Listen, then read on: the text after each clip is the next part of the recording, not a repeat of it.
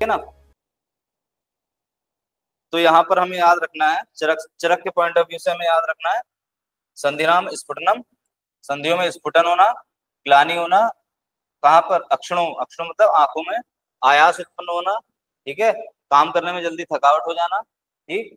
लक्षण मेदसी क्षीणे तनुत्वम च उदरस्य च, ये इंपॉर्टेंट लक्षण है बहुत ज्यादा, तनुत्वम च उदरस्य च, ठीक है, उदर का तनु हो जाना, ठीक। और सुश्रुत ने क्या बोल दिया है यहाँ पर, प्लीहाभिवृद्धि, ठीक है, प्लीहाभिवृद्धि यानी प्लीहा का बढ़ जाना, ये मेद क्षय के लक्षण में बताया हुआ है, ठीक है।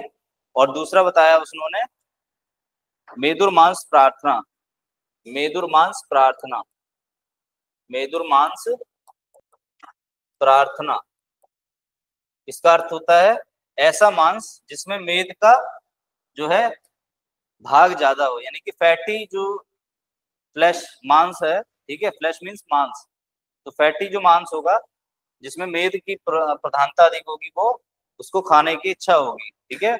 तो ये आपका सुश्रुत के अकॉर्डिंग है।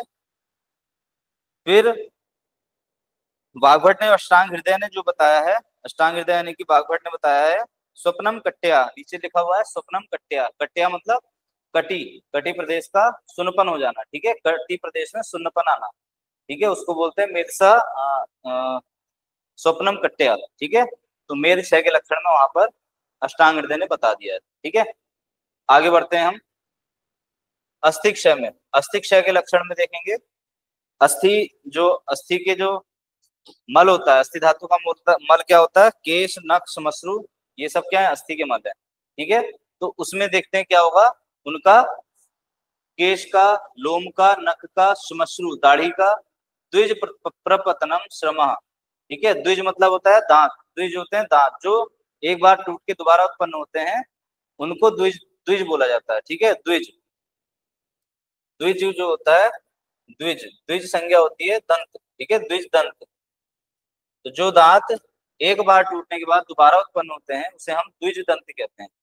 तो इनका प्रपतन यानी गिरना, ठीक है, केश का यानी बालों का झड़ना, लोम का यानी कि रोए का झड़ना, नख यानी कि नाखून का गिरना, और श्मश्रु यानी दाढ़ी का गिरना, ठीक है, या दाढ़ी का बाल कम हो जाना, ठीक है। तो ये इनका प्रपतन होना यानी कि गिरना, ठीक है, वो क्या कहलाएगा, ये प्रपतन, और श्रम, ठीक है, थकान होगी, शरीर में थकान होगी। गेयम अस्थि क्षय लिंगम संधि शैथिल्य, वेरी इंपोर्टेंट, संधि शैथिल्य बहुत इंपोर्टेंट है, संधि शैथिल्य लक्षण यहाँ पर बहुत पूछा जाता है। आचार्य चरक के अनुसार संधि शैथिल्य लक्षण किस धातु क्षय का लक्षण है, ठीक है, तो बहुत क्वेश्चन इंपोर्टेंट है ये संधि शैथिल्य, जहां पर भी संधि शैथिल्य जो है संधि शून्यता, ये सब जहां पर आते हैं इनको आपको अलग से लिख लेना है, और अलग से लिख करके पॉइंट आउट करके ये सुश्रुत ने कहा, ये बापट ने कहा, ये चरक ने कहा, तीनों को अलग अलग लिख लेंगे आप, ठीक है, तीनों आचार्यों के अकॉर्डिंग संधि और अस्थि में क्या क्या हो रहा है, ठीक है। तो ये एक तरीके का क्वेश्चन आपका मैच द फॉलोइंग भी बन सकता है, और अलग से भी पूछा जा सकता है, तो इसको आपको रटना पड़ेगा, ठीक है। तो यहाँ पर आपने क्या देखा, यहाँ पर देखा कि संधि शैथिल्य आपका लक्षण मिल रहा है, ठीक है, संधियों का ढीला हो जाना, ठीक है, संधि बंधनों का ढीला हो जाना है, संधियों का ढीला होना संधि शैथिल्य लक्षण है, ठीक है, इंपोर्टेंट है।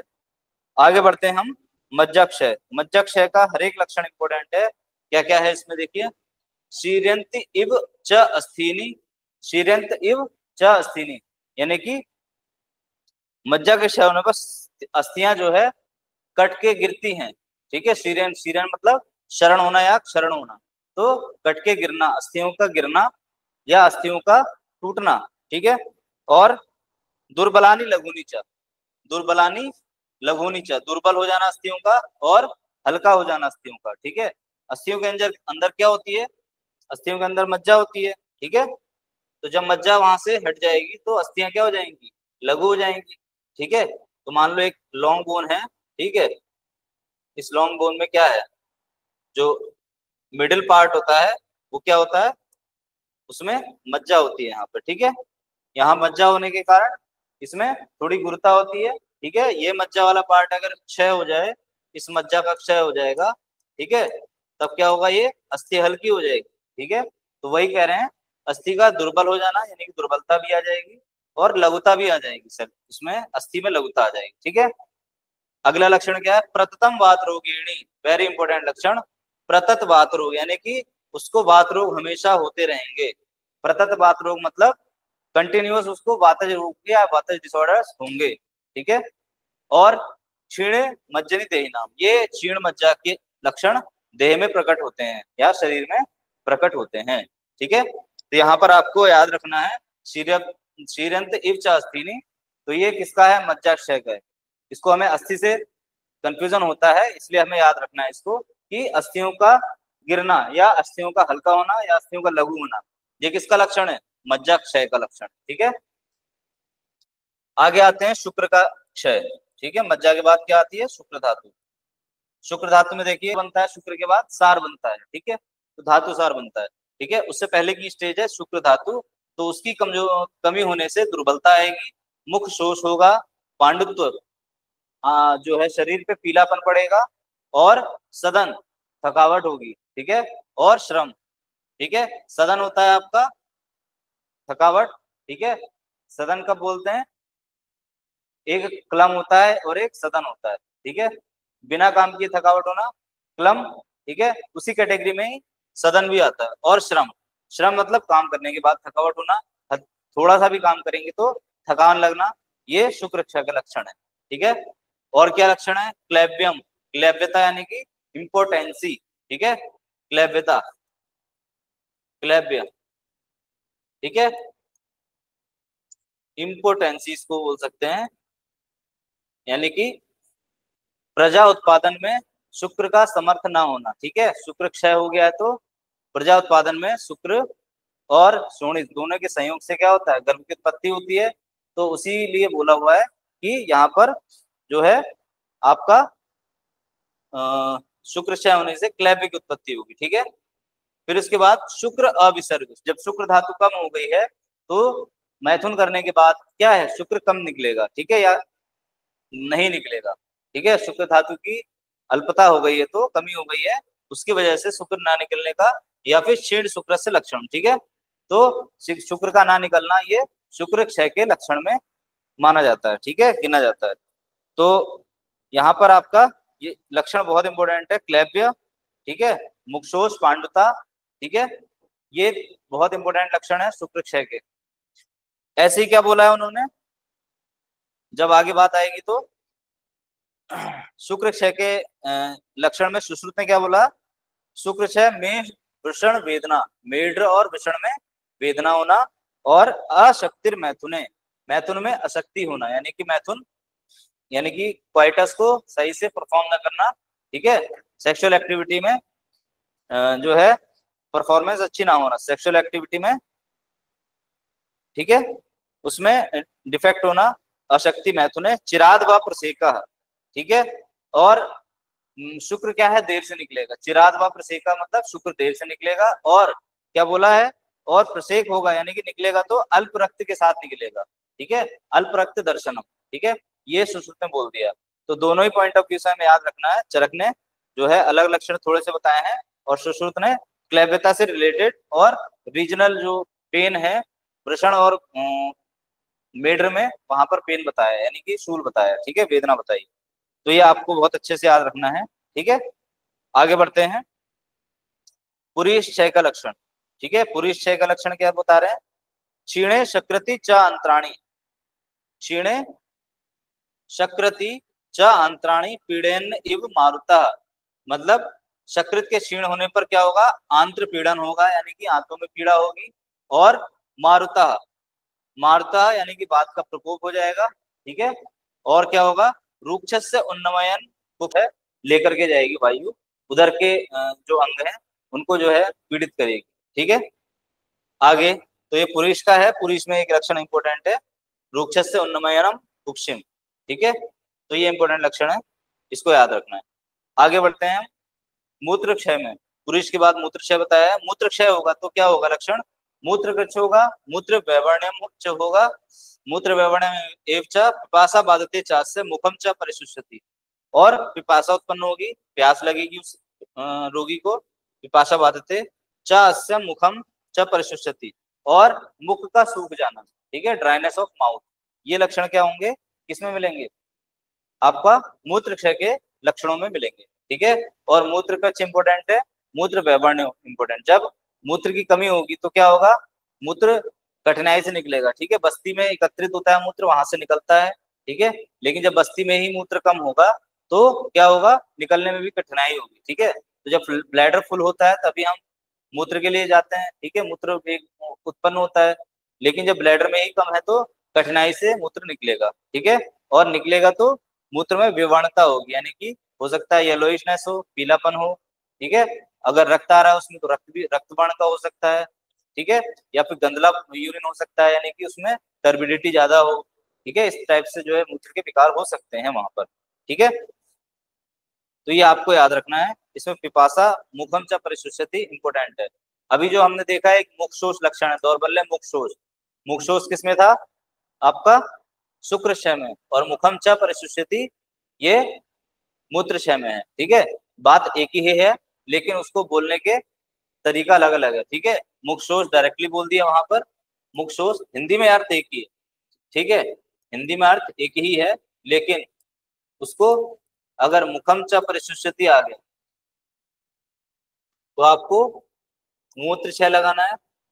मुखशोष आ गया केवल तो आपको शुक्रक्षय लगाना है। दोनों अगर दिए हुए हैं, हिंदी में क्वेश्चन बना हुआ है कि अगर पूछा जाता है निम्नलिखित में से मुखशोष किस क्षय का लक्षण है। ठीक है, तो हम हिंदी में अगर क्वेश्चन ऐसे सिंपली आ रहा है तो उसमें हम दोनों आंसर लगाएंगे, शुक्र क्षय भी लगाएंगे और मूत्र क्षय भी लगाएंगे। ठीक है, तो ये आपको ध्यान रखना है। अगर हिंदी में केवल पूछा जाता है तो ये दोनों लगाएंगे, और यदि कोटेशन आती है, श्लोक आता है, तो श्लोक के साथ हमें अलग अलग आंसर टिक करने पड़ेंगे। ठीक है, तो इसको आप याद रखना अच्छे से।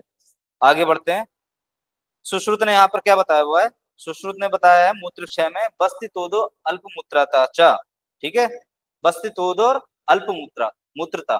बस्ती में तोद होगा, यानी कि बस्ती में तोद मतलब सुई चुभने जैसी पीड़ा होना, और अल्प मूत्रता जब मूत्र बन ही कम रहा है तो आएगा भी कम ही। ठीक है, तो ये मूत्र क्षय के लक्षण है। ठीक, आगे क्या है, आगे देखते हैं। मलायनानी च अन्यानि शून्यानि च लघुनी च विशुष्काणी च लक्षणते यथास्व मल संक्षय। ठीक है, अब जो अलग अलग धातुओं के मल है, ठीक है, ये तो आपके जो मूत्र पुरीष, ये तो मल है ही है। ठीक है, आगे जो मलायन है, यानी नासा का मल है, कान का मल है, नेत्र का मल है, मुख है और लोमकूप है, पंचेंद्रिय जो अधिष्ठान है उनके जो मल है, वो मल, उनके लक्षण क्या है, जो मल क्षय के लक्षण है, उनके उनके मल के क्षय के लक्षण होंगे वो वहां पर मिलेंगे। ठीक है, तो ये यहाँ पर उन्होंने अलग से कोई लक्षण नहीं बताया हुआ है। ठीक है, तो वहां पर क्या आएगी, शून्यता, लघुता और शुष्कता हो जाती है। ठीक है, तो यहाँ पर बता दिया है शून्यानी, मलायनानी चान्यानी शून्यानी, शून्यता आएगी, लघुता आएगी और विशुष्कता आएगी। ठीक है, अगर पूछा जाता है कि नासा का मल क्षय होने पर, बन सकता है क्वेश्चन कि नासा मल क्षय होने पर क्या लक्षण मिलता है, तो मिलेगा आपका उस स्रोतस का शून्य होना। मल की उत्पत्ति नहीं होती, मल की उत्पत्ति कहाँ होती है, अधिष्ठानों में। तो अधिष्ठानों में मल की उत्पत्ति होगी तो वहां पर कोई ना कोई स्पेस होगा, और उस स्पेस में लघुता होगी, उस खाली स्थान में लघुता होगी, या फिर शून्यता होगी, और या फिर शुष्कता होगी। ये तीन लक्षण आपके मलायनों के क्षय के हैं। ठीक है, आगे बढ़ते हैं।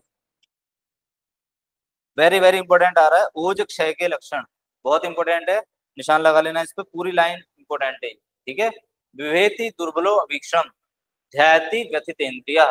ठीक है, विभेति दुर्बलो अभीक्षण ध्याति व्यथितेन्द्रिय दुष्छायो दुर्मनश्च क्षामश्च ओजसी क्षय।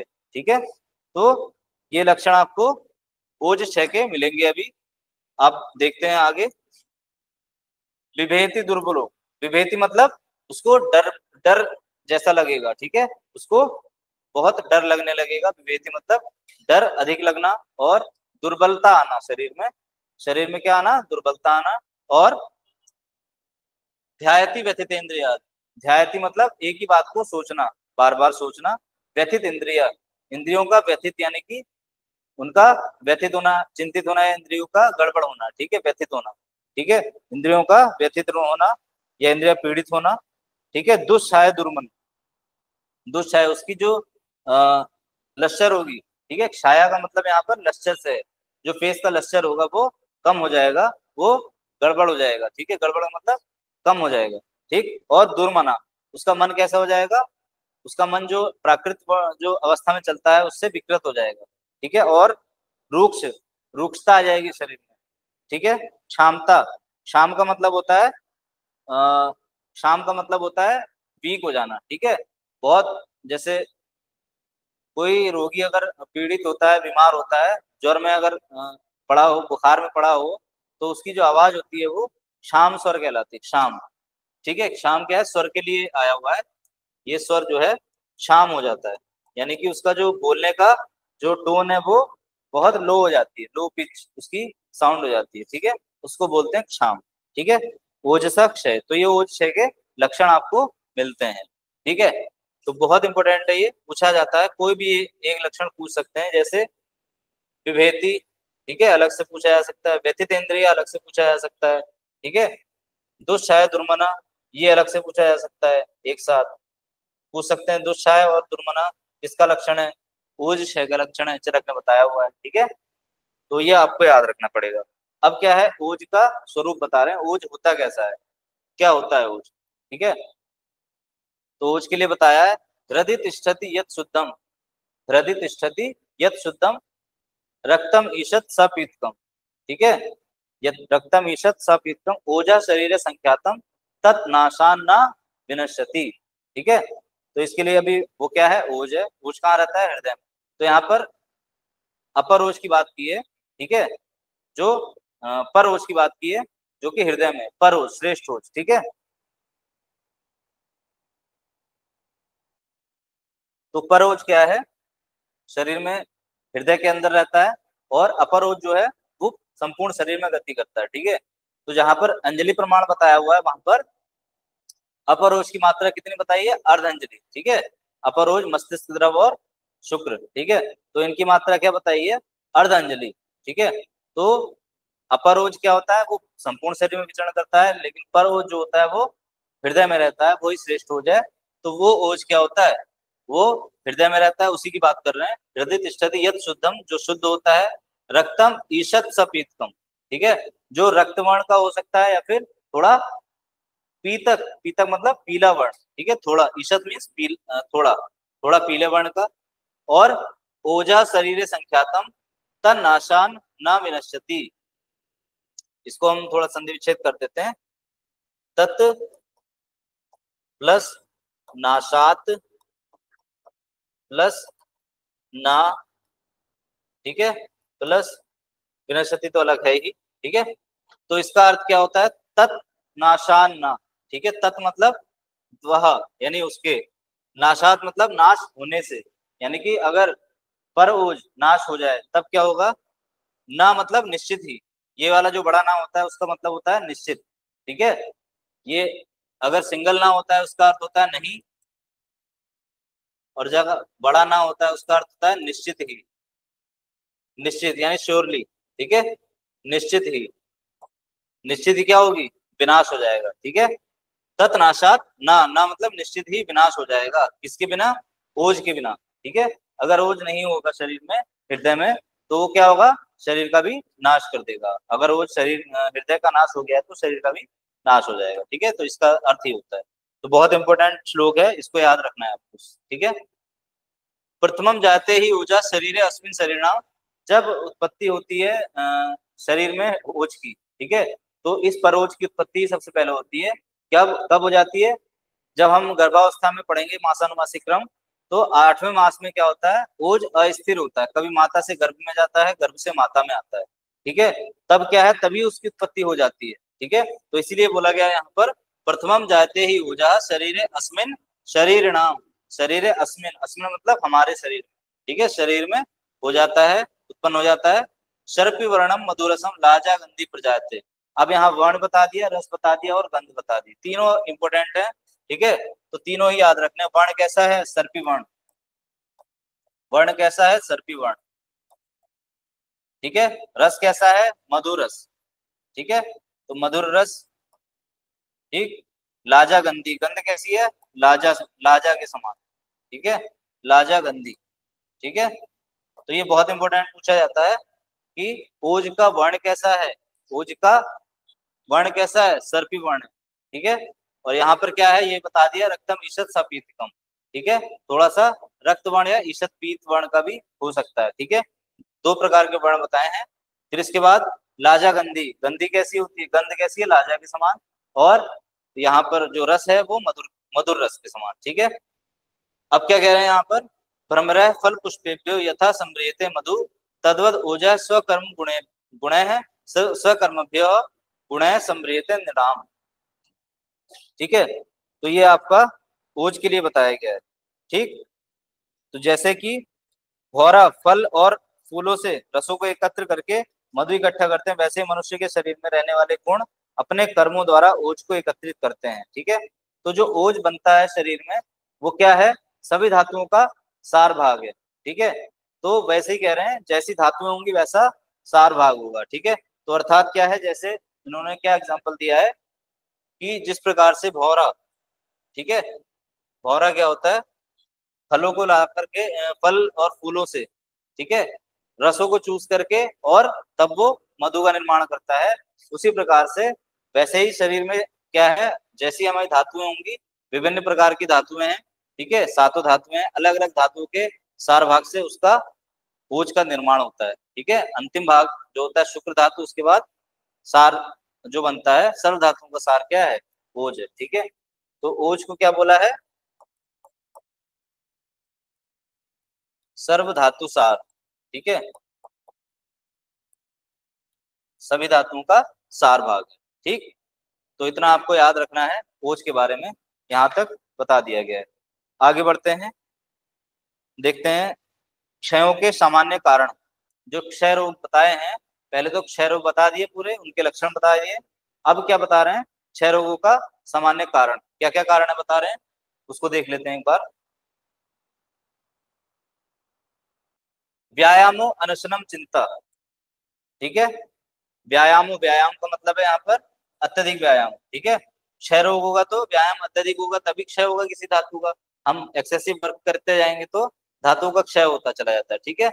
और अनशनम, भोजन ना करना, चिंता अधिक करना, रूक्ष अल्प प्रमित अशन, ठीक है। रूक्ष अशन, रूक्ष अशन मतलब रूक्ष खाना, ठीक है, ड्राई, यानी कि जिसमें घृत की मात्रा कम हो, तेल की मात्रा कम हो, ऐसे रूक्ष आहार विहार सेवन करना।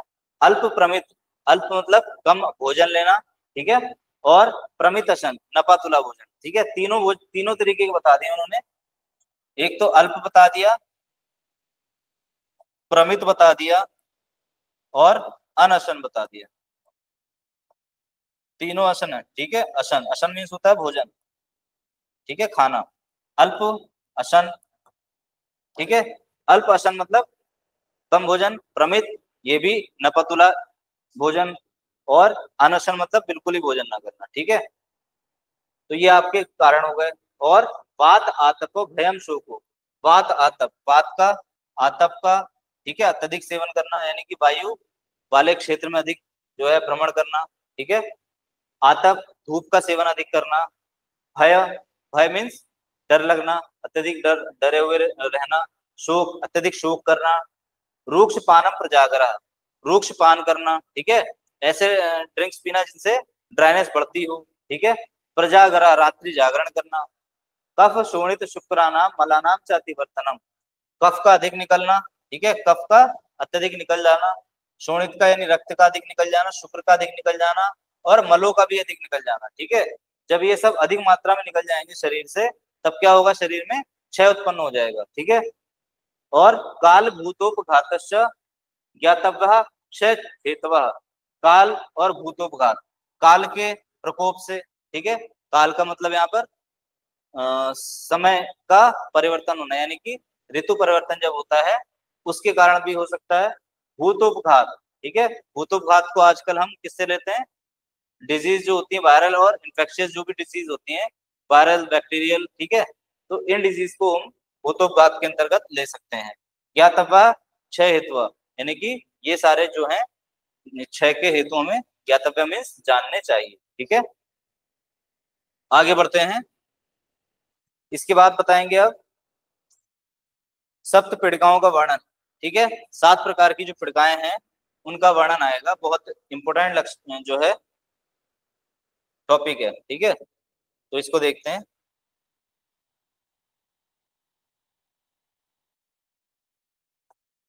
तो 7 पीड़िकाओं की उत्पत्ति कैसे होगी यहाँ पर बताने की कोशिश जो है की है। तो गुरु स्निग्ध अम्ल लवण अतिमात्रम समश्नताम, ठीक है, ठीक है, लवणानी अतिमात्रम समश्नताम, यानी गुरु स्निग्ध भोजन का अम्ल लवण वाले रसों के अतिमात्र सेवन से, ठीक है, अतिमात्रा के सेवन से, समश्नताम इनका सेवन करना, सेवन करने से, नवम अन्नपानम च, नवम अन्नम च पानम च, यानी कि नए जो द्रव्य हैं, नए जो आहार हैं, नए आहार का मतलब है जो नई क्रॉप्स होती है, जैसे नए चावल, नया गेहूं, ठीक है।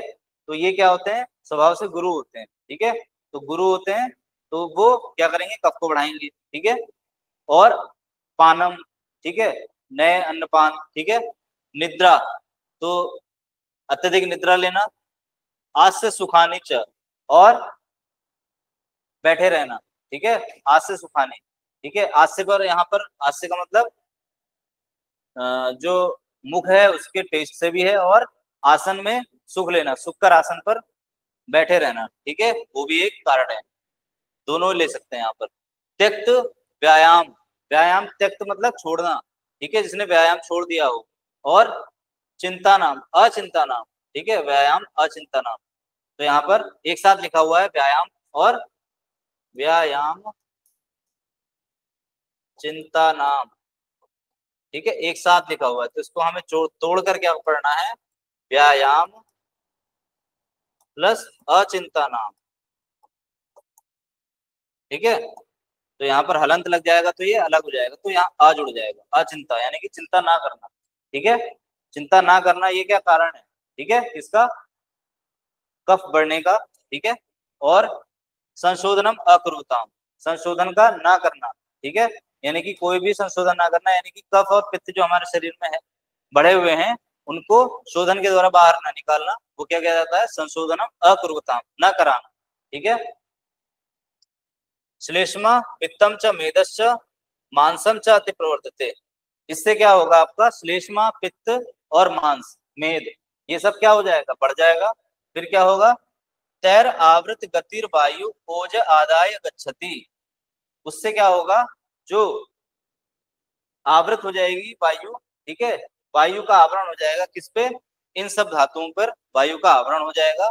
और आवरण होने के पश्चात क्या होगा, यदा बस्तिन तदा कृच्छो मधुमेह प्रवर्तते, ठीक है। जब ये आवृत होकर के बस्ती में जाएंगे, ठीक है, बस्ती में क्या है, ये दोष आवृत हो गए, और जब बस्ती में जाएंगे तब वहां पर क्या उत्पन्न करेंगे, कृच्छ मधुमेह, ठीक है। मधुमेह जो है वो कृच्छ होता है, कृच्छ साध्य होती है बीमारी, ठीक है, उसको उत्पन्न करेगा, ठीक है। तो वहां पर जो है मधुमेह को उत्पन्न करते हुए फिर क्या होगा, समारुत से पित्त से कफ से च मुहुर मुहुर, और किसको इन्वॉल्व करेगा, वात पित्त कफ तीनों को इन्वॉल्व करेगा, तीनों मिलेंगे। और दर्शत या कृत्रिम तत्वा क्षय आप्यायते पुनः, और वहां पर ऐसे लक्षण उत्पन्न हो जाएंगे जिससे कि क्षय होना स्टार्ट हो जाएगा, ठीक है, क्षय उत्पन्न हो जाएगा। तो यहाँ तक क्या बताया इन्होंने, ये मधुमेह की संप्राप्ति बता दी है, ठीक है। तो मधुमेह की जो संप्राप्ति है यहाँ पर वो आवृत, आवृत आवरण के कारण है, ठीक है। तो आवरण जन्य मधुमेह इसको बोला जा सकता है, आवरण जन्य मधुमेह, ठीक है, क्योंकि आवरण हो रहा है यहाँ पर। जब बोला है तैर आवृत गति, ठीक है, आवृत, तो आवृत से मतलब यहाँ पर आवरण से है, ठीक है। तो आगे बढ़ते हैं। फिर इसके बाद जो लक्षण बताया है 82 नंबर श्लोक है, उपेक्षा अस्य जायन्ते, यहाँ पर जो मधुमेह उत्पन्न हो गया है, चाहे वो वात की वजह से हो, पित्त की वजह से हो, या कफ की वजह से, वैसे मधुमेह जो व्याधि है वैसे वो वातज प्रमेह के अंतर्गत आती है, ठीक है। तो वातज प्रमेह के अंतर्गत आती है, फिर भी यहाँ पर उन्होंने क्या बोला है, मधुमेह जो उत्पन्न हुआ है उसमें भी कैटेगरी कर दी है वात पित्त और कफ, ठीक है, क्योंकि उसमें भी क्या है, वात की प्रत्यय और कफ की प्रधानता तीनों की अलग अलग होगी, ठीक है। तो इसीलिए आगे बढ़ते, आगे उन्होंने बोल दिया यहाँ पर मारुत से पित्त से कफ से मोहर मोहर, ये धीरे धीरे वो भी बार बार जो है प्रकुपित होंगे, ठीक है। अब क्या बोल रहे हैं, उपेक्षा अस्य जायन्ते पिड़का सप्त दारुणा, वेरी इंपोर्टेंट। इसकी उपेक्षा करने से, किसकी? मधुमेह रोग की उपेक्षा करने से, ठीक है। तो पिड़का की उत्पत्ति जो है यहीं से होती है, पिड़का, ठीक है। मधुमेह या सप्त पीड़िकाएं, जो मधुमेह की पीड़िकाएं हैं, उनकी उत्पत्ति कैसे होती है? मधुमेह की उपेक्षा से, मधुमेह रोग की, ये बहुत इंपॉर्टेंट पॉइंट है, उपेक्षा से। उपेक्षा मीन्स उसको नेग्लेक्ट करना, ठीक है, उसको नजरअंदाज करना, ठीक है, नेग्लेक्ट करने से, उपेक्षा करने से, ठीक है। मधुमेह किसी को हो गया, डायबिटीज हो गई, उसने आगे कोई ध्यान नहीं दिया, ठीक है, कोई बात नहीं है, बॉडी में बहुत ज्यादा प्रॉब्लम तो नहीं हो रही है, चल रहा है काम, तो ये उपेक्षा हो गया, ठीक है। उपेक्षा करने से 7 प्रकार की पीड़िकाएं, दारुण, दारुण मतलब कठिन होती है, ये चिकित्सा करने में क्या है? कठिन है, इसलिए इसको दारुण बोला गया, दारुण, ठीक है। तो दारुण पीड़िकाएं उत्पन्न हो जाती हैं। अब क्या है, इसका स्थान क्या बनता है? इनका जो कहाँ पर स्थित होंगी ये पीड़िकाएं, वो बता रहे हैं। मांसलेशु अवकाशेशु मर्मसु अपि च संदिशु, ठीक है। अब ये उत्पन्न तो हो जाएंगी, लेकिन होंगी कहाँ पर? मांसल अवकाश में, यानी कि जहाँ पर जहाँ पर मांस है, मांस धातु है, मसल्स हैं, उनके अवकाश में, ठीक है। तो त्वचा और मांस के बीच में जो गैप होता है वहां पर उत्पन्न होंगी, या फिर मर्मसु अपि, मर्म में होंगी, मर्म में उत्पन्न होगी। मर्म का मतलब है, चरक ने 3 प्रकार के मर्म बताए, ठीक है, बस्ती, हृदय और सिर।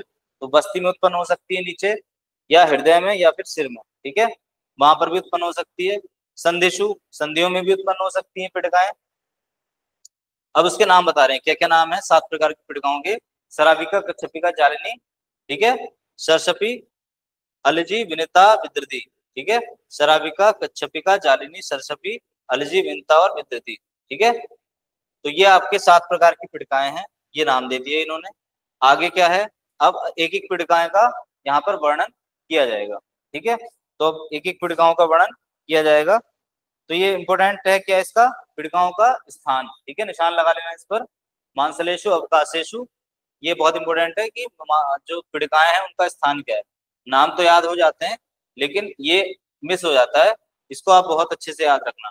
मांसल अवकाशों में, मर्म में और संधियों में यहाँ पर पीड़िकाओं की उत्पत्ति होती है, ठीक है। तो ये बहुत पूछा जा सकता है कहीं भी, किसी भी एग्जाम में आपका, कि पीड़िकाओं की उत्पत्ति कहाँ होती है, ठीक है।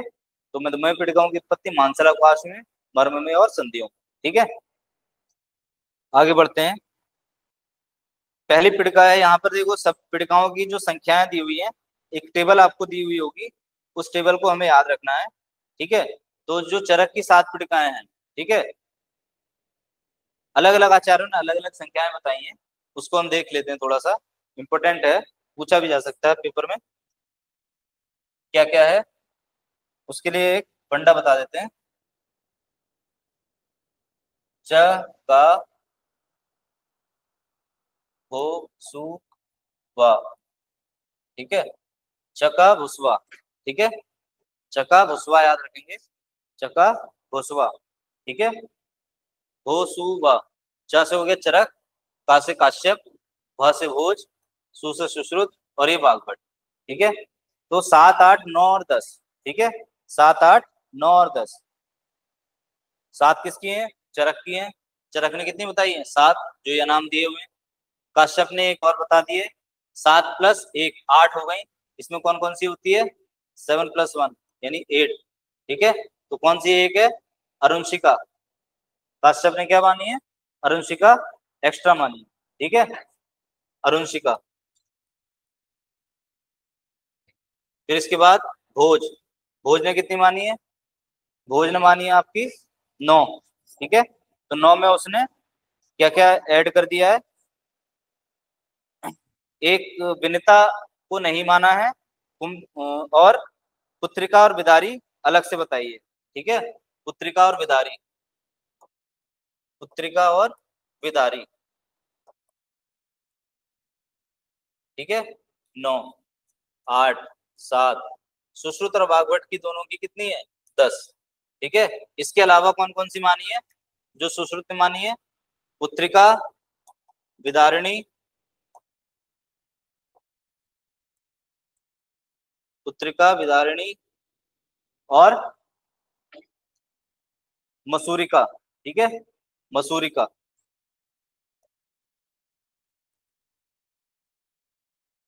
ये आपको डिवाइडेशन याद रहना चाहिए, किसी भी एग्जाम में पूछा जा सकता है, ठीक है। एआईपीजीडी के लिए तो इम्पोर्टेंट है ही, अदर स्टेट एग्जाम्स या एमओ एग्जाम्स में बहुत पूछा जाता है।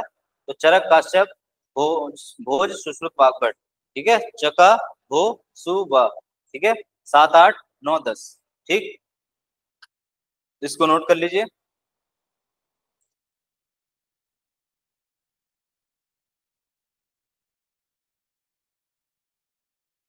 आगे बढ़ते हैं। शराबिका के वर्णन बताते हुए शराबिका का लक्षण बताया है इन्होंने।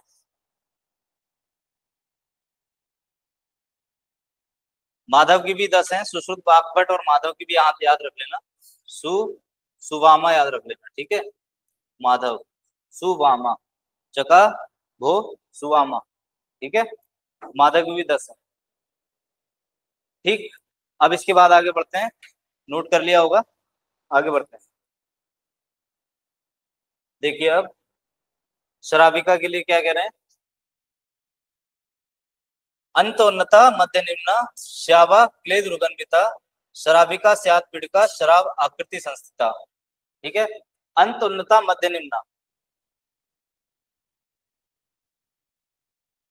शराब यानी कि शकोरा जो होता है, ठीक है, शकोरा देखा होगा जो कटोरी टाइप का जो होता है, ठीक है।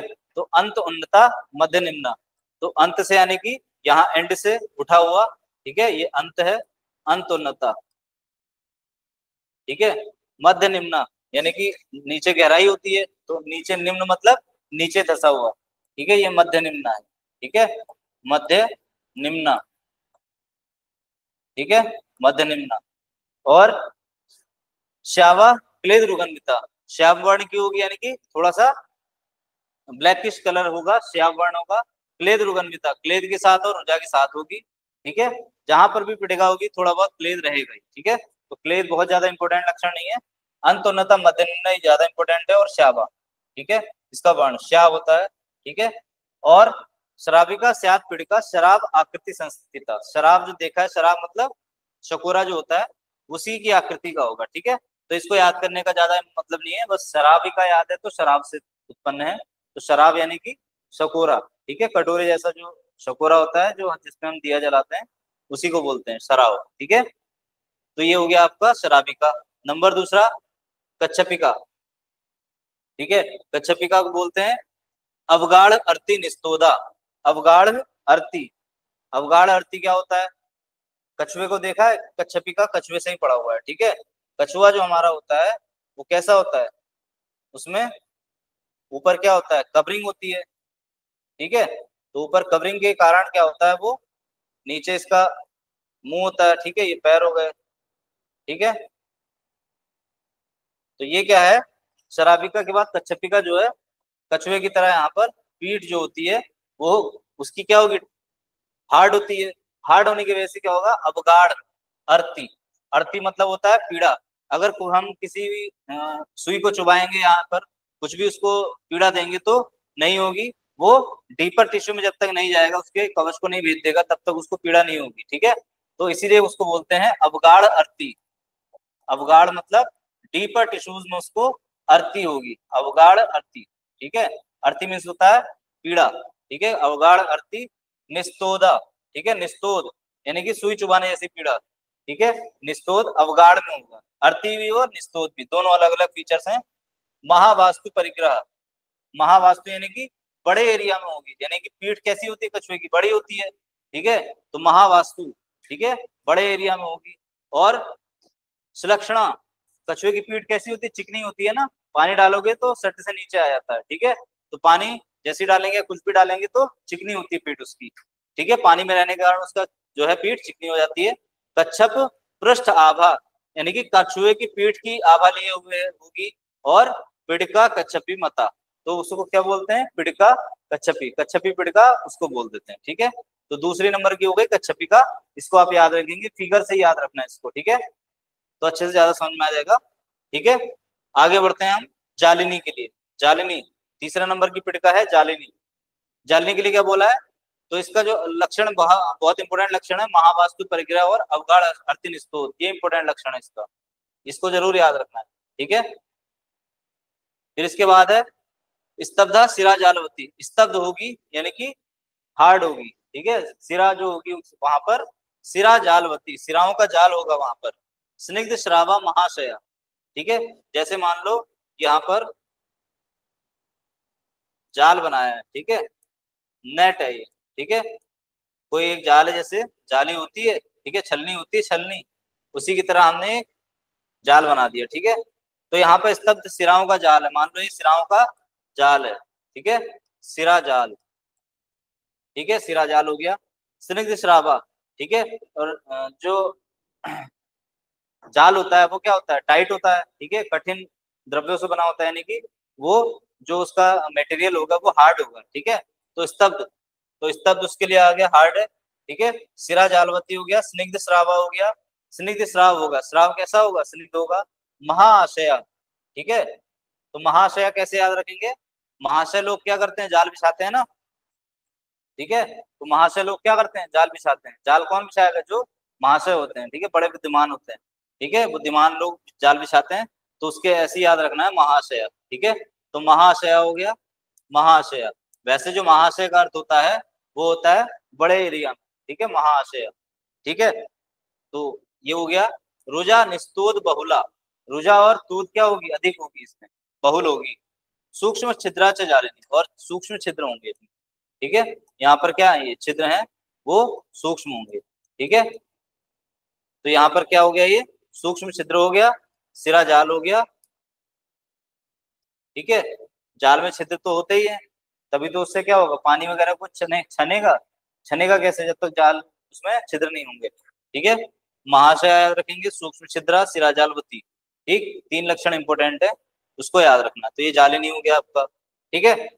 आगे बढ़ते हैं, सरसपिका, चौथी जो पिड़का है वो है सरसपिका। पिड़का नाति महती, सरसों, सरसों का जो दाना देखा है, सरसों का दाना कितना बड़ा होता है, छोटा सा होता है, ठीक है, तो उसी के बराबर क्या है, पिड़का नाति महती, जो बहुत अधिक बड़ी पिड़का नहीं है।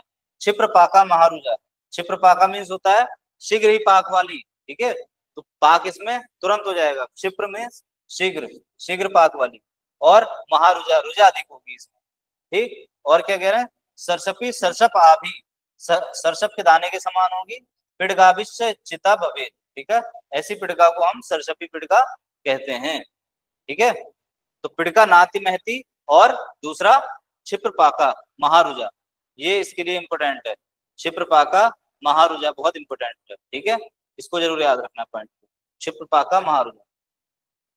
फिर आगे बढ़ते हैं, नेक्स्ट जो है अलजी, अलर्जी बहुत इंपॉर्टेंट है, उसके लिए क्या बोला गया है, दहती त्वचम उत्थाने तृष्णा मोह ज्वर प्रदा, ये क्या है, मान लो एक प्रकार का पित्त प्रकोप के कारण होने वाली है, ठीक है, तो उसमें क्या क्या होगा, तृष्णा होगी, मोह होगा और ज्वर होगा, ठीक है, यानी कि इसमें पित्त प्रधान लक्षण मिलेंगे, ठीक है। अलर्जी जो है वो पित्त प्रधान जो पीड़िका है उसके लिए बोला गया है। त्वचम उत्थाने, दहती त्वचम, ठीक है, ऐसा लगेगा कि त्वचा में जो दाह हो गया यानी कि जल जाता है जैसे, वैसे उसके फफोले पड़ जाएंगे, वैसे ही जो है उत्पन्न होगी, ठीक है। तृष्णा मोह ज्वर प्रदा, तृष्णा होगा, मोह भी होगा और ज्वर भी होगा इस पीड़िका में उत्पन्न होने पर। विसर्पति अनिशम, दुखा दहती अग्निव अलजी, ठीक है, विसर्पति अनिशम, और क्या होगी, फैलती है, ठीक है, शीघ्र फैलने वाली होती है, क्षिप्रपाक होती है, ठीक है, शीघ्र फैलने वाली होती है, ठीक। तो ये क्या है, अलजी, ठीक है, शीघ्र ही फैल जाती है। तो अलर्जी के लिए बहुत इंपॉर्टेंट है तृष्णा मोह ज्वर प्रदा, यानी कि तृष्णा मोह ज्वर को उत्पन्न करने वाली ये लक्षण इंपॉर्टेंट है, इस पर निशान लगा लेना, ये बहुत पूछा जाता है। और दहती अग्नि इव, ठीक है, विसर्पति अनिशम यानी शीघ्र फैलने वाली, वो अलर्जी पीड़िका है, ठीक है। अब आगे बढ़ते हैं, विनता, विनता के लिए क्या बोला है, अवगाढ़ रुजा क्लेदा पृष्ठे वापि उदरे अपि वा, वेरी इंपॉर्टेंट, पृष्ठे अपि वा उदरे अपि वा, पृष्ठे वा अपि उदरे अपि वा, या पृष्ठ में होगी, पीठ पे होगी या पेट पे होगी, ठीक है, तो ये या तो पेट की तरफ होगी या पीठ की तरफ होगी, पीछे की तरफ होगी या एब्डोमिनल रीजन में होगी, ठीक है। तो वो कौन सी है, अवगाढ़ रुजा क्लेदा है, अवगाढ़ यानी कि इसमें भी जो पीड़ा होगी वो डीपर टिश्यूज में होगी, ठीक है। महती विनता नीला पिड़का, ठीक है, तो महती विनता नीला ये इंपोर्टेंट है, तो विनता इसमें आ जाता है, इसलिए विनता। ठीक है, तो विनता पिटका क्या है, बड़ी होती है, महती होती है, नीला नीले वर्ण की होती है। ठीक है, तो नीला वर्ण अभी तक कहीं पर नहीं आया है, तो नीला किसका है, विनता। तो नीला वर्ण कैसी होती है, विनता की होती है। ठीक है, तो नीले वर्ण की पिटका किसमें मिलती है, विनता में। ठीक है, तो पूछा जा सकता है कि मधुमेह पिटकाओं में नीले वर्ण की पिटका कौन सी होती है, कौन सी होती है, विनता होती है। ठीक है, विनता पिटका। ठीक, तो पृष्ठ में होगी या फिर उदर में, ये भी इंपॉर्टेंट है, होती कहां पर है, पृष्ठ पे या उदर में। ठीक है, तो ये आपका विनता पिटका हो गया। आगे बढ़ते हैं, विद्रधि। विद्रधि बहुत इंपॉर्टेंट है, विद्रधि से क्वेश्चंस बन सकता है। ठीक है, बहुत इंपॉर्टेंट है विद्रधि। ठीक है, इसको हम मॉडर्न में एब्सेस से कोरिलेट करते हैं। ठीक है, एब्सेस तो बहुत पूछा जाता है विद्रधि के बारे में। आगे देखते हैं, विद्रधिम द्विविधा आहु, बाह्यम आभ्यंतरीम तथा। ठीक है, विद्रधि दो प्रकार की होती है। अभी तक कुछ कोई कंफ्यूजन हो तो पूछ सकते हो, सुबह कोई दिक्कत हो तो अभी तक किसी में पूछ सकते हो। ठीक है, जी सर। विद्रधि दो प्रकार की होती है, कौन कौन सी, बाह्यम, बाह्य और अभ्यंतरी तथा, बाह्य विद्रधि और अभ्यंतर विद्रधि। ठीक है, बाह्य विद्रधि कहाँ कहाँ होती है, त्वग में, स्नायु में, मांस में, कंडरा में और महारुजा वाली होती है। ठीक है, तो बाह्य जो पिड़का है, बाह्य विद्रधि है, जो मधुमेह पिड़का की सातवां टाइप बताया है विद्रधि, वो कहाँ कहाँ होती है, त्वचा में, स्नायु में और मांस में उत्पन्न होती है या कंडरा में उत्पन्न होती है। त्वक, मांस, कंडरा और स्नायु। ठीक है, और महारुजा वाली होती है, बहुत इंपॉर्टेंट है महारुजा वाली। ठीक है, एब्सेस में क्या होता है, पेन बहुत अधिक होता है, जहां भी पस फॉर्मेशन हो जाता है वहां पर पेन बहुत होता है, देखा होगा कहीं भी पस बन जाता है तो वहां छूने पे बहुत दर्द होता है। ठीक है, तो ये महारुजा पिड़का जो है बहुत इंपॉर्टेंट लक्षण है। आगे बढ़ते हैं, होता क्यों है इसका थोड़ा कारण बता रहे हैं। शीतक, शीतक अन्न विदाही। ठीक है, शीतक अन्न विदाही, उष्ण रुक्ष शुष्क अति भोजनात्, विरुद्ध अजीर्ण संक्लिष्ट विषम आसात्म्य भोजनात्, व्यापन्न बहुमध्यत्वात्, वेग संधारणात्, श्रमात्, जिह्म व्यायाम, शयन आद अति भार अथवा मैथुनात्, अंतः शरीरे मांस असृग आविशन्ति यदा मलः, तदा संजायते ग्रंथिर गंभीरस्था सुदारुणः। ठीक है, तो ये लक्षण यहाँ पर ये निदान बताए हैं, शीतक अन्न यानी कि बहुत अधिक ठंडा आहार विहार। ठीक है, या विदाही उष्ण, बहुत अधिक उष्ण और विदाही आहार जो जलन करते हो, रूक्ष शुष्क अति भोजनात्, बहुत अधिक रूक्ष और शुष्क भोजन करना। ठीक है, विरुद्ध अजीर्ण संक्लिष्ट विषम असात्म भोजनात्, विरुद्ध भोजन, अजीर्ण भोजन, संक्लिष्ट, संक्लिष्ट और विषम। ठीक है, संक्लिष्ट का यहाँ पर है विरुद्ध आहार। ठीक है, संक्लिष्ट का मतलब है विरुद्ध आहार से है। ठीक है, तो ये इसके क्या है, निदान हो जाते हैं, बहुत ज्यादा इंपोर्टेंट नहीं है। ठीक है, क्योंकि इसमें बहुत ज्यादा दिया हुआ है, बहुत ज्यादा इंपोर्टेंट नहीं है। संक्लिष्ट का यहाँ पर दोष युक्त से है। ठीक है, संक्लिष्ट का मतलब दोष युक्त। ठीक है, संक्लिष्ट विषम असात्म भोजनात्, वेग संधारण, ये सब इसके निदान है। ठीक है, आगे देखते हैं, अंतः शरीरे मांस असृग आविशंति यदा मल, फिर जो अंतः शरीर यानी कि शरीर के अंदर मांस में और रक्त में ये दोष प्रकोपित होकर, ठीक है, मल के रूप में बढ़ जाते हैं, तदा संजायते ग्रंथिर गंभीरा सुधारणा, और वहां पर जो है ग्रंथि उत्पन्न हो जाती है। ठीक है, वो क्या होती है, गंभीर, गंभीर यानी गंभीर धातुओं में ग्रंथि का उत्पन्न हो जाना और उसका सुधारण हो जाना। ठीक है, तो वो क्या है, पिड़का के रूप में उत्पन्न हो जाती है, वहां पर विद्रधि बन जाती है। ठीक है, तो ये संप्राप्ति हो गई। इसके भेद बहुत इंपॉर्टेंट है, कहाँ कहाँ स्थान है विद्रधि के। ठीक है, ये बहुत अच्छा क्वेश्चन पूछा जाता है, सुश्रुत ने भी बताया विद्रधि का, सुश्रुत ने भी स्थल जो है विद्रधि के स्थान और वहां पर उनके लक्षण दिए हुए हैं। तो कहाँ कहाँ पर बाह्य जो है अंतर विद्रधि कहाँ कहाँ पर होती है वहां बता रहे हैं, हृदय में, क्लोम में, यकृत में, प्लीहा में, कुक्षी में, वृक्क में, नाभि, वंक्षण, ठीक है, बस्ती। ठीक है, तो यहाँ पर क्या है, तीव्र वेदना होती है। ठीक है, दुष्ट रक्त अतिमात्रत्वात् सवय शीघ्रम विधेयत, ये इंपॉर्टेंट है, यानी मतलब प्लीहा। ठीक है, यानी मतलब प्लीहा, कुक्षी, कुक्षी मतलब एब्डोमेन, किडनीज, ठीक है, यहाँ पर। और नाभि, वंक्षण, ये सब बस्ती, ये सब इसके स्थान है, ठीक है। आगे डिटेल में आएगा अभी, ठीक है, स्थान के साथ जो है लक्षण भी आएंगे। आगे देखते हैं। ततः शीघ्र विदाहित्वात् विद्रधि इति अभिधीयते।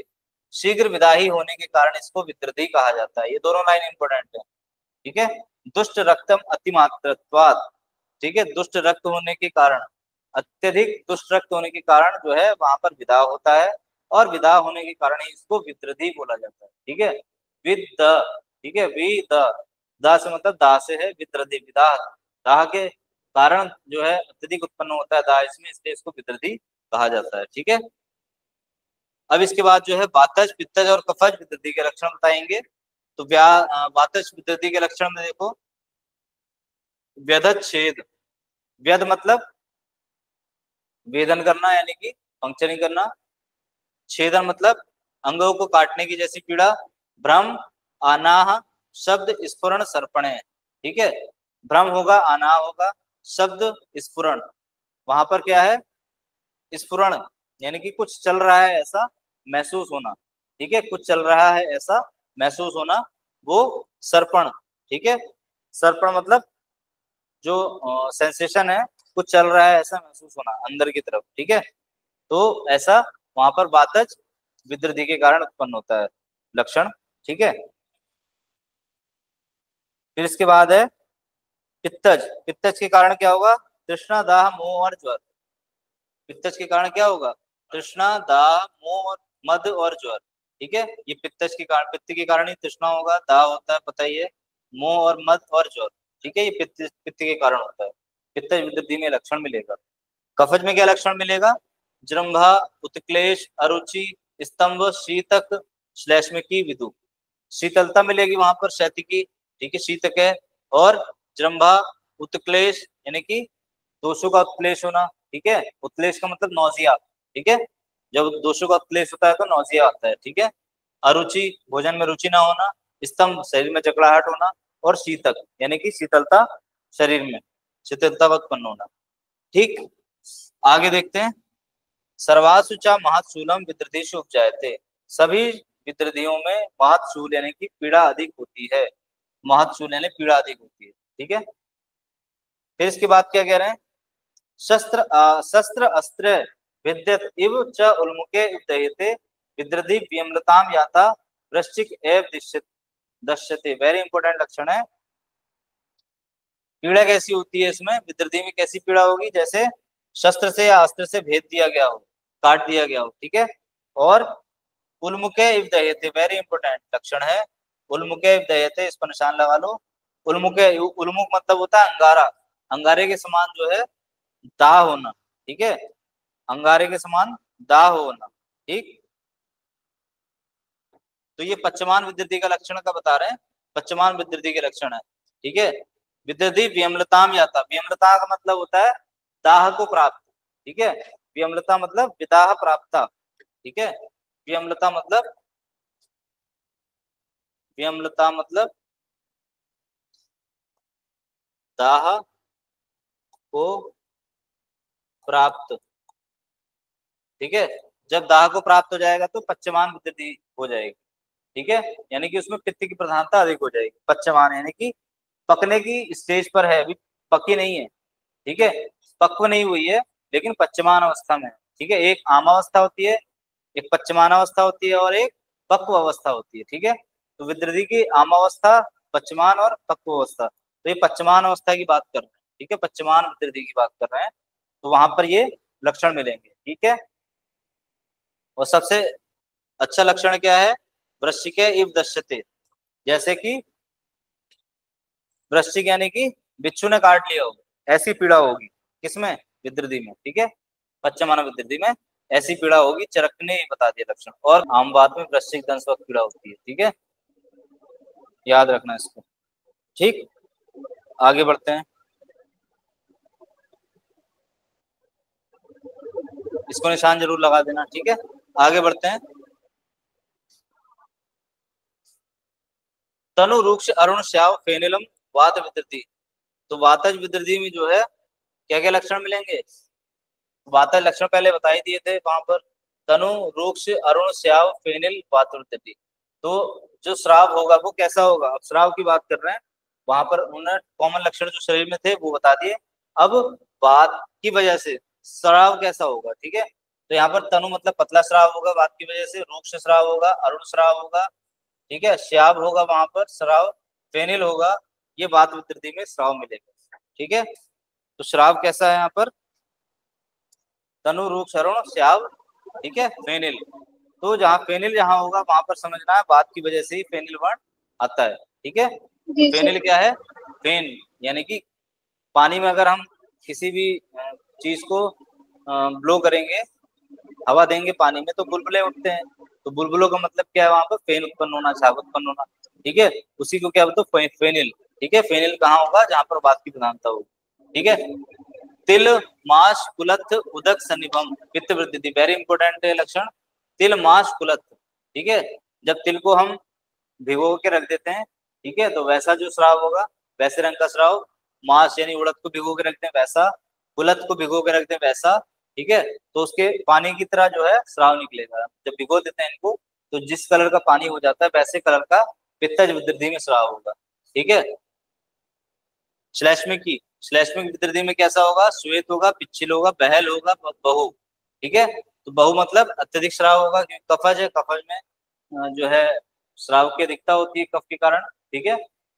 और बहल, बहल मतलब गाढ़ा, पिच्छिल लुआबदार, चिकना, ठीक है। श्वेत, श्वेत वर्ण का श्राव होगा। और सन्निपातक विदृधि होगी तो सबके मिश्रित लक्षण मिलेंगे, ठीक है। तो ये आपके विदृधि के श्राव के अनुसार लक्षण हो गए। अब क्या है, अंतर विदृधि के लक्षण। अंतर विदृधि में बहुत जो है इंपॉर्टेंट लक्षण है ये, ठीक है, पूछा जाता है, बार बार पूछेंगे, बार बार पेपरों में आता है, ठीक। तो क्या है इसका देख लेते हैं लक्षण में। तत्र प्रधान मर्म जायाम विदृत्याम, प्रधान मर्म क्या होते हैं, हृदय, ठीक है। तो हृदय में क्या होगा, हृदय घट्टन, तमक, प्रमोह, काश, श्वास, ठीक है। तमक के यहाँ पर तमक, तमक से मतलब है तमक श्वास। हृदय घट्टन यानी कि हृदय में पीड़ा, ठीक है, हृदय घट्टन हृदय में पीड़ा। तमक मीन्स तमक श्वास, तमक श्वास। प्रमोह, प्रमोह मीन्स सिनकोप या मूर्छा, ठीक है। काश और श्वास, तो हृदय से रिलेटेड क्या है, काश श्वास इंपोर्टेंट है, ठीक है, इसको जरूर याद रखना है। तमक श्वास, तमक श्वास हो गया यहाँ पर, काश और श्वास, कोई भी श्वास हो सकती है, ठीक है। तो ये हृदय के लक्षण है, ठीक है। हृदय में यदि विदृधि उत्पन्न हो जाए तो ये लक्षण मिलते हैं, ठीक है। यानी कि कार्डियक रीजन में अगर पस बन जाए तो क्या लक्षण होंगे, वो ये लक्षण होंगे, ठीक है। आगे क्लोमजयाम, क्लोमजयाम, क्लोम क्या है, तालू के पास का रीजन है, ठीक है, क्लोम वहां पर होता है तालू के पास, ठीक है। तो वहां पर क्या लक्षण होगा, पिपासा, मुखशोष, गलग्रह, पिपासा, मुखशोष और गलग्रह, ये क्लोम, जब क्लोम में जो है विदृधि उत्पन्न होगी। यकृतजायाम श्वासा, वेरी इंपोर्टेंट, यकृत में उत्पन्न होगा तो श्वास, केवल श्वास, ठीक है। तो श्वास किस किस में आ गया, हृदय में और यकृत में, ठीक है। हृदय से, हृदय में जब विदृधि होगी तो भी श्वास था, और यकृत में भी श्वास हो गया। तो इसको अलग अलग लिख लेना आपको बेटा, ठीक है। जी प्लीहजायाम सर। उच्छ्वास, उच्छ्वास उपरोधा, प्लीहा में अगर उत्पन्न होगी तो उच्छ्वास उपरोध, उच्छ्वास यानी कि सांस लेने में ही कठिनाई होगी, ठीक है। एक होता है उच्छ्वास, एक होता है निश्वास, ठीक है। तो जब हम श्वास लेते हैं उसे बोलते हैं उच्छ्वास, और जब सांस छोड़ते हैं तो उसे कहते हैं निश्वास, ठीक है। तो उच्छ्वास उपरोध, उपरोध का मतलब होता है कठिनाई होना या पीड़ा, जो है कठिनता होना, ठीक है। तो उपरोध का मतलब होता है कठिनता होना या उसका मार्ग में बाधा उत्पन्न होना, ठीक है। तो उच्छ्वास में बाधा उत्पन्न होगी यानी कि सांस लेने में कठिनाई उत्पन्न होगी, कहाँ पर होगी, तो प्लीहा में, ठीक है। अब कुक्षी में उत्पन्न होगी, कुक्षिजायाम, कुक्षी पार्श्व अंतरांश शूलम, कुक्षी में शूल होगा, ठीक है, पार्श्व में होगा, और अंतरांश शूलम यानी कि दोनों अंतर अंश, अंश मतलब शोल्डर रीजन, दोनों शोल्डर्स के बीच में पेन होगा, ठीक है, दर्द होगा, शूल होगा। पार्श्व मतलब लेटरल रीजन, ये जो पार्श्व है ये नीचे तक पार्श्व कहलाता है ये, जो भी चेस्ट का रीजन है यहाँ से लेकर के और ये, ठीक है, ये पार्श्व कहलाता है पूरा। ठीक, जो किडनी वाला रीजन है वो भी पार्श्व में ही आता है। ठीक है, तो ये जो रीजन है वो पार्श्व है। ठीक है, पार्श्व अंतरांश शूलम, और पीछे कमर जो कंधे में है, कंधों के बीच में दर्द होना, ठीक है, शूल होना। तो ये आपका किसका कुक्षी जो है, कुक्षी के अंतर्गत अगर विकृति है तो वहां पर वो ऐसा लक्षण मिलेगा, पार्श्वंतरांश शूल और कुक्षी में शूल। वृक्क में होगा तो पृष्ठ कटिग्रह, वेरी इंपोर्टेंट, यहाँ पर बहुत इंपोर्टेंट है पृष्ठ कटिग्रह। ठीक है, वृक्क जायाम पृष्ठ कटिग्रह, यहीं पर लिख लो। एक लक्षण मिलता है भ्रम पृष्ठ कटिग्रह, ये कहाँ पर मिलेगा, चिकित्सा स्थान में मिलेगा। भ्रमा पृष्ठ कटिग्रह कहाँ मिलता है, भ्रम पृष्ठ कटिग्रह।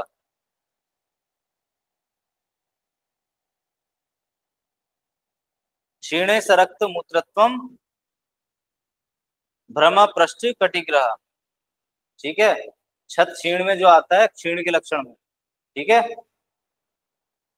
जब छत क्षीण पढ़ेंगे हम तो वहां पर जी सर। क्षीण में क्या आता है, क्षीण के लक्षण में क्षीणे से रक्त मूत्रत्वम भ्रमा पृष्ठ कटिग्रह, तो क्षीण का लक्षण है, क्षीण,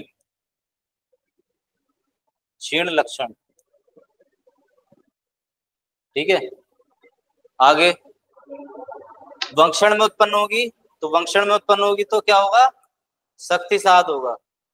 नाभि वाला छूट गया, नाभि देखो वेरी इंपोर्टेंट है, हिक्का, नाभि में क्या होगा, हिक्का, नाभि यानी कि पेट की नाभि में अगर उत्पन्न हो जाए तो हिक्का। ठीक है, तो इसको याद रखना, हिक्का बहुत पूछा जाता है। ठीक, हिक्का। वंक्षण में होगा तो शक्ति साध, वंक्षण का मतलब है जहां पर ये ग्रॉइन रीजन, ठीक है, ये ग्रॉइन रीजन को वंक्षण बोल देते हैं। ठीक है, ग्रॉइन रीजन जो होगा जहां पर हम हाथ रख के बैठते हैं, खड़े होते हैं ऐसे, ठीक है, तो उसको क्या बोलते हैं, ग्रॉइन रीजन, नीचे जहां पर हमारे हाथ रखे होंगे नीचे, ठीक है, कमर पे, तो उसे ग्रॉइन रीजन बोलते हैं। तो वहां वंक्षण में होगी तो शक्ति साध, यानी कि थकावट होगी, शक्ति मतलब पैरों में, ठीक है, शक्ति में थकावट, साध मीन्स थकावट। बस्तिजायाम कृच्छ मूति कृच्छ पूति मूत्र वर्चस्व, यानी कि कठिनाई होगी किसमें, बस्ती में अगर जो है विद्रदी उत्पन्न हो गई तो क्या होगा, कृच्छ मूत्रत्वम, पूति मूत्रत्वम और मूत्र वर्चस्व, तो वहां पर क्या होगा, कठिनाई से मूत्र आएगा, और पूति गंध से युक्त होगा, यानी कि मल जो गंध होगी मल के समान भी हो सकती है, यानी कि मल मिला हुआ भी आ सकता है, मूत्र में वर्च भी मिल सकता है, तो वो ऐसे लक्षण वहां पर प्रकट होंगे। ऊर्ध्वसा ऊर्ध्वजासु मुखात स्रवा स्रवती, यानी कि जो जो पिड़काएं पक्व हो जाती है, यानी कि विद्रदी जो है जिसमें पाक हो जाता है, उसका जो स्राव होता है वो कहाँ से निकलता है, प्रक ऊर्ध्वजासु मुखात, ठीक है, ऊपर के भाग की जो पिड़काएं हैं उनका स्राव कहाँ से निकलता है, मुख से निकलता है। ठीक है, जो एब्डोमेन तक रीजन, एब्डोमेन के रीजन तक की जो विद्रदियां हैं उनका स्राव मुख से निकलता है, ऐसा बोल रहे हैं। और अधोजस्तु गुदात, ठीक है, अधोगत मार्ग में अगर है, नाभि से नीचे है तो वो गुदा के मार्ग से निकलेंगी, और दोनों के मार्ग में है तो नाभि से निकलेगी। अगर ऊर्ध्व मार्ग में है, ऊर्ध्व यानी कि शरीर के ऊर्ध्व भाग में है और शरीर के नीचे भाग में भी है, तो वहां की जो श्राव होंगे वो कहाँ से निकलेंगे, नाभि से निकलेंगे। ठीक है, पातव विद्युतीय हो तो मरण, यानी कि मरण के लिए है। ठीक है, चलो इसको कल देख लेंगे। ठीक है, तो इतना रिवाइज कर लेना।